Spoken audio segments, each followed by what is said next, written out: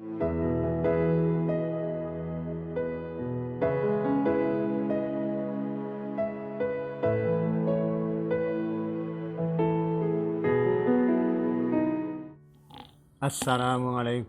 warahmatullahi wabarakatuh. Para pemirsa yang berbahagia, pada kesempatan kali ini marilah kita bersama-sama bersyukur kepada Tuhan Yang Maha Esa yang telah memberikan nikmat kepada kita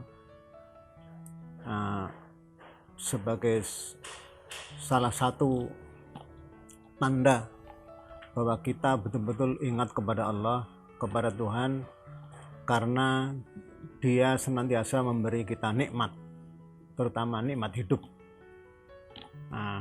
Salah satu harapan dari nikmat yang Allah berikan kepada kita adalah kita diperintahkan untuk bersyukur. Kalau kita bersyukur kepada Allah atas nikmatnya, kita dipandang bersikap dengan sikap yang benar. Ya, Allah berfirman, A'udzubillahi minasyaitonirrajim, bismillahirrahmanirrahim, la in syakartum la azidannakum wa la in kafartum inna adzabi lasyadid. Jika kalian bersyukur, niscaya akan kami tambah, akan kutambah nikmat yang lain. Tetapi jika kalian ingkar, tidak mau mensyukuri nikmat tersebut, ketahuilah bahwa siksaku amat pedih. Memang disebut siksa tidak enak rasanya ya, kedengarannya juga tidak enak ini. Tetapi dalam bahasa sunnatullah ya, dalam bahasa agama,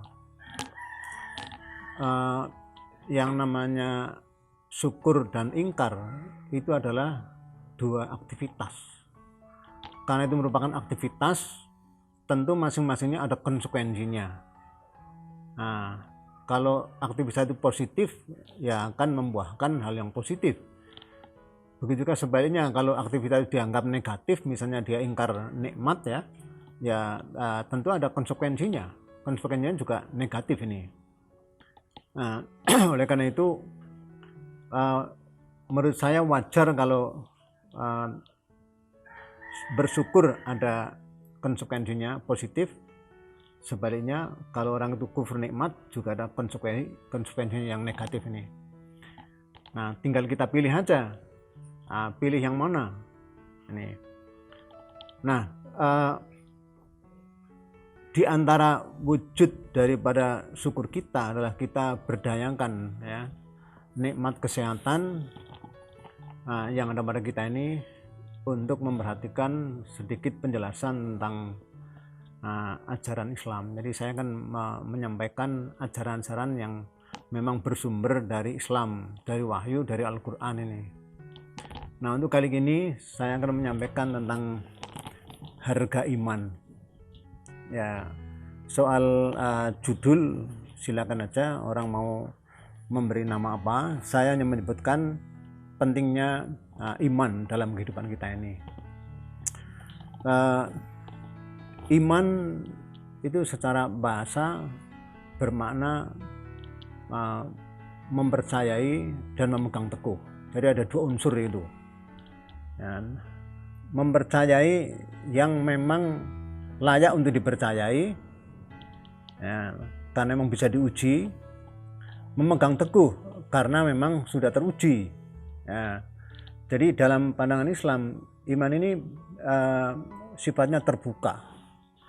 Ya, terbuka dalam arti bisa dipikirkan, boleh diperdebatkan, ya, boleh dibandingkan antara satu dengan yang lain, sehingga lalu semakin sering kita memperdebatkan atau membahas tentang keimanan, itu semakin mendalam, semakin bagus ini. Karena iman pun sebenarnya tingkatannya sangat banyak ya. Kalau misalnya di dunia ini ada 5 miliar manusia, kalau masing-masingnya beriman ya ada 5 miliar tingkatan iman itu.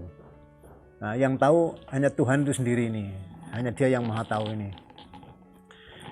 Nah, mengapa harus iman? Apa boleh orang itu tidak percaya atau tidak beriman ini? Sebenarnya kalau dalam kehidupan orang normal ya, semua manusia ini beriman, percaya. Persoalannya objek yang dipercayai atau yang diimani itu kadang berbeda-beda ini. Ya itu bergantung pada pengetahuan yang dimilikinya ini. Kalau saya katakan bahwa ini adalah sebuah laptop, maka semua orang yang memandangnya tentu punya kesan bahwa di memorinya atau di otaknya ini, di akalnya itu ada semacam gambar laptop. Gambar laptop itulah yang namanya kesan hasil penginderaan kita ini. Itu ada di akal pikiran. Itu orang menyebutnya dalam logika disebut pengertian. Disebut pengertian ini. Nah, akal bekerja itu dengan pengertian-pengertian atau dengan konsep-konsep, dengan ide-ide yang sangat berguna ketika orang itu perlu menyampaikan, perlu mengungkapkan gagasan atau pikirannya yang ada di pikirannya ini kepada orang lain. Kalau sekedar untuk kepentingannya sendiri ya, orang boleh membuat bahasa sendiri. Misalnya laptop ini hanya untuk kepentingan saya beri nama Kain misalnya ini. Itu kalau untuk kepentingan sendiri tidak mengapa, boleh saja ini. Tapi kalau untuk kepentingan bersama orang lain, ya orang perlu mengambil kesepakatan bahwa ini lalu namanya laptop. Kalau orang lain mengakui, ya menyepakati ini diberi nama laptop, ya sudah. Selamanya benda seperti ini namanya laptop. Itu namanya orang sepakat menggunakan bahasa ini. Nah, ketika orang punya kesan bahwa di otaknya tidak ada pengertian tentang laptop, ada gambar laptop, bawahnya diberi nama laptop itu ya. Nah, gambar yang ada di otak kita itulah namanya pengetahuan. Orang tentu percaya kepada pengetahuannya sendiri. Nah, jadi benda seperti ini itu namanya laptop. Orang percaya ini. Kalau orang mengatakan ini pisang misalnya ini, atau ini sepeda motor, tentu orang tidak percaya ini. Nah, jadi setiap orang pasti punya kepercayaan, punya keyakinan ini. Nah, dalam hal beragama pun begitu. Ya, dalam hal beragama juga begitu ini. Orang sejak zaman dahulu, katakanlah sejak Adam gitu ya, sampai sekarang orang itu percaya kepada Tuhan. Bahwa ada sebagian yang tidak percaya kepada Tuhan, ya itu hak mereka, ya, karena semuanya ada sejarahnya. Nih. Nah, kita tidak akan membahas tentang persoalan hak orang tidak percaya atau percaya ini, ya, karena yang mau saya sampaikan adalah persoalan ajaran dalam pandangan Islam. Nah, kenapa orang perlu keyakinan? Ya, supaya orang bisa bertingkah laku atau berbuat secara tepat. Ya, ketika orang yakin bahwa ini sebuah laptop, ya, ketika saya minta orang lain tolong ambilkan laptop di meja saya, dia akan mengambil benda ini, bukan mengambil benda yang lain. Itu karena apa? Dia punya keyakinan. Jadi keyakinan itu membimbing dia berbuat secara tepat. Itulah yang namanya keyakinan ini.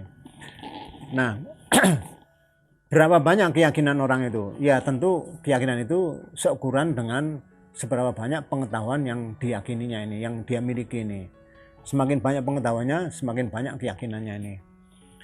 Nah, dalam pandangan agama Islam, orang dikatakan beragama. Nah ini, orang dikatakan beragama kalau dia punya iman. Maksud saya beragama yang benar, ya. Karena sebenarnya semua manusia tanpa kecuali itu beragama, ya. Tanda orang beragama adalah menyembah ini. Nah, menyembah ini objeknya bisa Tuhan, bisa makhluk, ya. Oleh karena itu di dalam surat Al-Kafirun, ya, disebutkan a'udzubillahi minasyaitonir rajim, bismillahirrahmanirrahim, qul ya ayyuhal kafirun, katakanlah wahai orang-orang kafir. Ya ini disebutkan orang kafir, ya tentu yang memang memiliki sifat kafir. Kalau tidak ya tidak usah tersinggung. Ya. Apa katanya ini? La a'budu ma ta'budun. Kata Nabi Muhammad, aku tidak menyembah apa yang kamu sembah. Jadi menurut ayat ini Nabi Muhammad menyembah. Orang kafir juga menyembah. Wala antum abiduna ma'abud, dan kalian bukan penyembah apa yang aku sembah. Jadi meskipun sama-sama menyembah, tapi objek yang disembah itu berbeda. Ya, wala ana abidu ma'abatum, dan aku juga bukan penyembah apa yang kalian sembah. Nah, yang aku sembah misalnya kata Nabi Muhammad, ya, yang aku sembah adalah Allah, sementara orang-orang kafir itu menyembah makhluk, misalnya patung, ya, misalnya patung ini. Nah, sehingga sebenarnya menurut ayat ini semua orang itu menyembah. Nah, kalau semua orang itu menyembah, maka bisa dikatakan semua orang itu punya keyakinan. Hanya keyakinannya ada yang tertuju kepada Allah, ada juga yang tertuju kepada makhluk. Nah, oleh karena itu keyakinan dalam pandangan Islam itu tidak bisa dilepaskan dari kehidupan manusia ini. Ya, terbukti orang kafir pun dia berbuat sesuai dengan keyakinannya. Nah, sekarang persoalannya bagaimana supaya keimanan kita ini dipandang benar menurut pandangan ajaran Islam ini. Nah, ajaran Islam mengajarkan bahwa iman itu ditujukan kepada beberapa objek. Ya. Yang pertama misalnya orang beriman itu harus beriman kepada Allah, kepada Tuhan yang Esa ini. Yang kedua, orang beriman itu harus beriman kepada hari akhir atau yaumul akhir ini. Nah, yang ketiga, orang beriman juga harus beriman kepada para malaikat. Lalu yang keempat, beriman kepada kitab.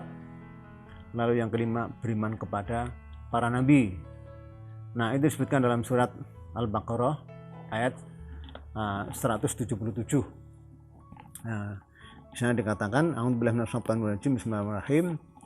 Laisal birra an tuwallu wujuhakum qibalal masyriq wal maghrib. Walakinnal birra man amana billah wal yaumil akhir wal malaika wal kitab wan nabiyyin.